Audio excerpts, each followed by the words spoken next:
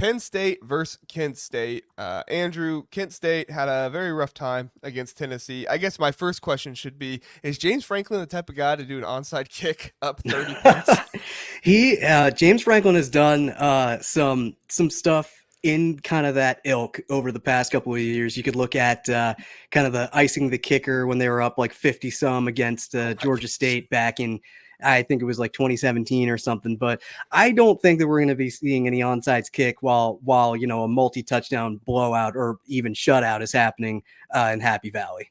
Yeah, I think I would rather not see that. I actually tweeted about it and just said like zero class like by Tennessee. I understand you got to practice your onside kicks and stuff like that at some point, but maybe practice it when you're up by two touchdowns. Maybe not when you're up by 30 and Kent State is having a really hard time, but maybe that's just the I feel bad for Kent State part of me. My sister goes to Kent State, so Oh, I nice. want them to be nice to the Golden Flashes. Okay, help them out here. Okay, yeah. So I think going into this one, the Nittany Lions they definitely have some things to improve on based on last week. They need to. And I think you'll agree with me on all of these, Andrew. Need to improve some of the tackling. They need to cut back on some of the penalties that they have, and their third down offense as well. That was another thing that they struggled with, which Drew Aller has, he seems like the kind of quarterback who would do a good job with that and the running game that they have with Nick Singleton and Katron Allen, but they weren't able to get that push and they weren't able to make some of the plays that they were needing to make on third down and against Bowling Green. So hoping that improves, but I mean, Kent State coming off the huge loss, 71-0. We saw Notre Dame come back from a loss and win 66-7. I don't think a 71-0 loss has the same effect where you come back the next week and you just play out of your mind. So I do have some concern here for another blowout for Kent State, but I'm not gonna root against it. So Andrew, what have been your thoughts on Penn State this year, and do you have any thoughts on Kent State as well?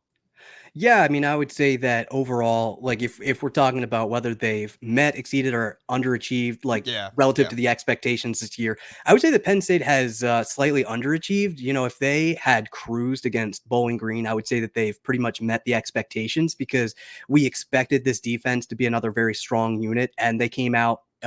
With a very strong showing against West Virginia, obviously very sluggish against Bowling Green. So when you kind of factor both of those games together, you kind of say, yeah, we want to be seeing more.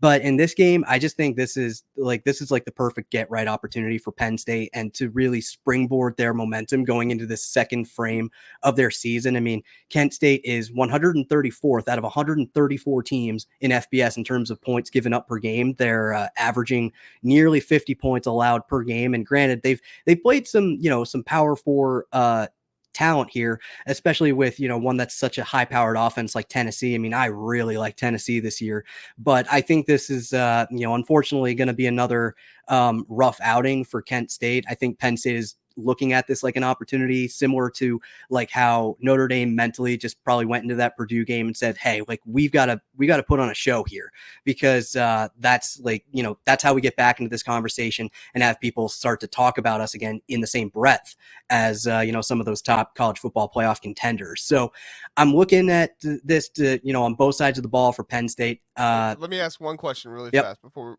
I and I know this is a little bit off topic, but I'm just looking at the Penn State schedule really fast. Kent State, Illinois, UCLA, USC, Wisconsin, Ohio State, and then you have some Big Ten games, but not really any ranked games after that. What would you say is the first opportunity that this Penn State team has this year to kind of set you to that kind of overachieve mark? I think most people are expecting for you all to be 5-0 going into USC. Is that if they win against USC at the Coliseum? Do you think that will kind of get fans to say like, "Hey, we're overachieving here," or do you say no, that's expected and we need to win against Ohio State? That's where really the expectations are, or the overachieving would be. What say you?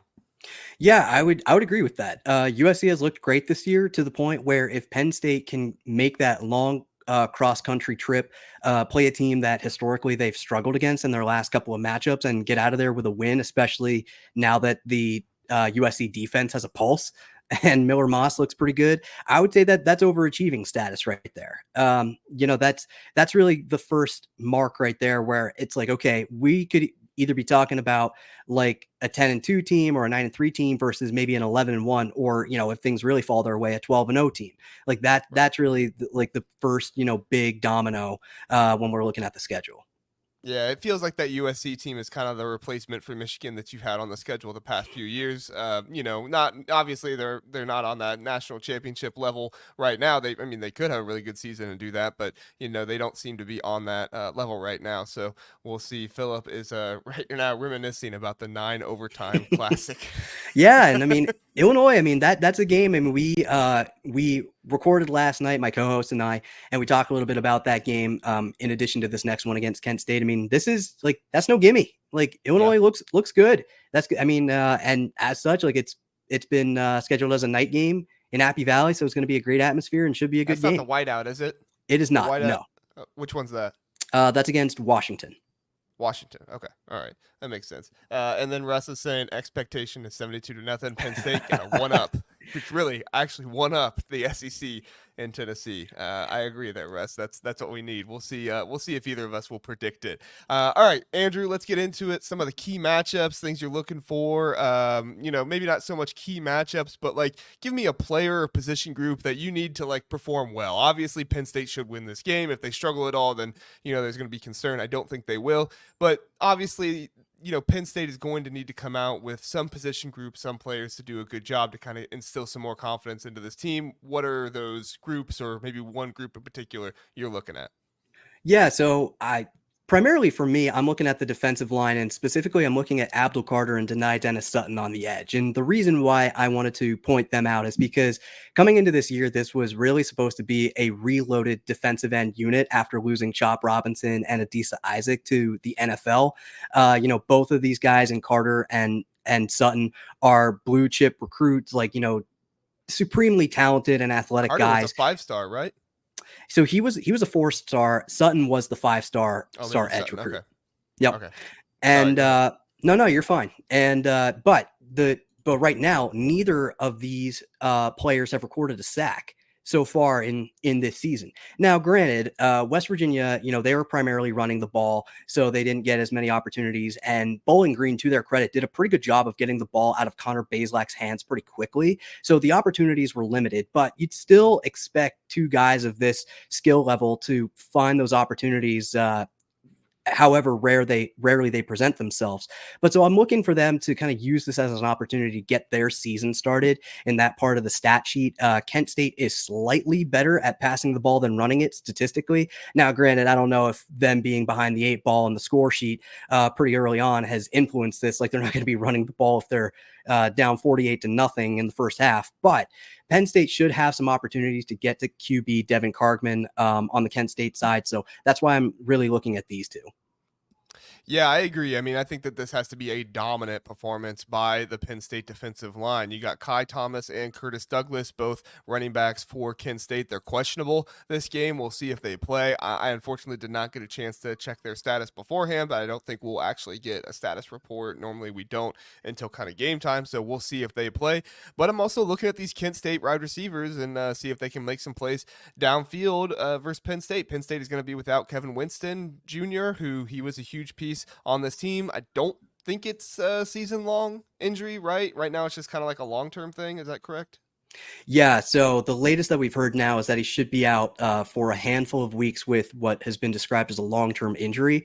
So we don't know the full extent of it. Obviously, he's a huge loss, and so Tom Allen's going to have his work cut out for him just to kind of readjust the scheme a little bit, figure some things out as far as what guys he wants to put in different spots, because they do run that 4-2-5. So that nickel / tweener spot is going to be one that I think a lot of us are going to be looking to see kind of who steps up there. Yeah. Obviously, you still have Jalen Reed back there, who has been fantastic this season. Had a very good game against West Virginia to open the year. So, you have some good trust back there. But in addition to that, man, I'm looking at Nicholas Singleton.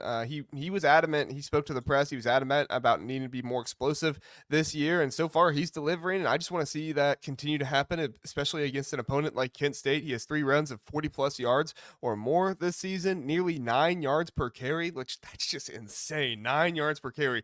You think about it, and then Kent State's defense, they've gave up runs of 15 plus yards, 9 runs of 15 plus yards, and so far 3 touchdowns last week on the road. So or on the run. So this Kent State defense should not be able to stop Nicholas Singleton and Katron Allen for that measure as well. They should both be able to eat and do well in this game. I don't feel as concerned about the passing downfield with Drew Aller in this game. I really just want to see a dominant rushing attack and a dominant stopping the run attack from Penn State.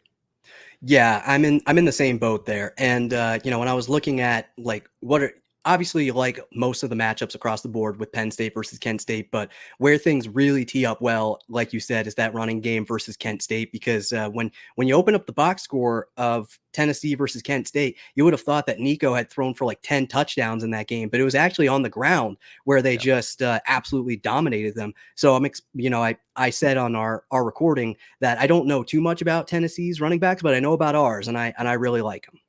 Yeah, I mean, it's one of the best running back duos in the nation. There was a little bit of a setback last year where they struggled a little bit more, but it's still, to me, one of the most talented running back duos in the nation. And they need to play like it against Kent State, getting ready for Illinois, because Illinois is going to be a great defensive test for this Penn State offense next week. So you got to make sure you're reeling going into that one. All right, score predictions. I went first last time, so I'll let you go first this time, Andrew. Sounds good. Yeah. So, I mean, like I said, I don't think that Kent State really has the firepower on either side of the ball to really threaten Penn State. I think this is going to be another rough outing for Kent State. So I'm predicting Penn State to win this one 55-6.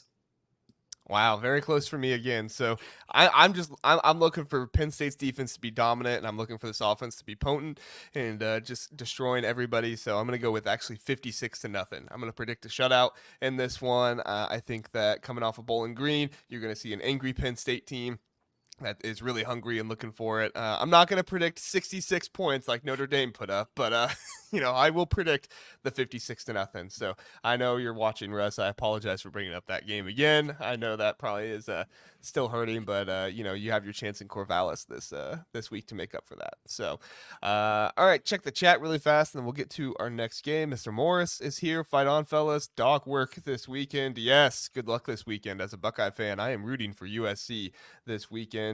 And then Sean says, Illinois not losing 2 games in a row. Well, I'll tell you what, here's a good fix. Don't lose this weekend or Friday. Don't lose Friday. I did pick Nebraska to win that game, but I'll tell you, I'm really, really excited about it. I think that 9.5 line, I think that's what it's set at right now. I just think that's way too big for this game between Nebraska and Illinois. All the respect in the world to Nebraska, but this Illinois team, I think they're for real. I think they're going to have a good season this year.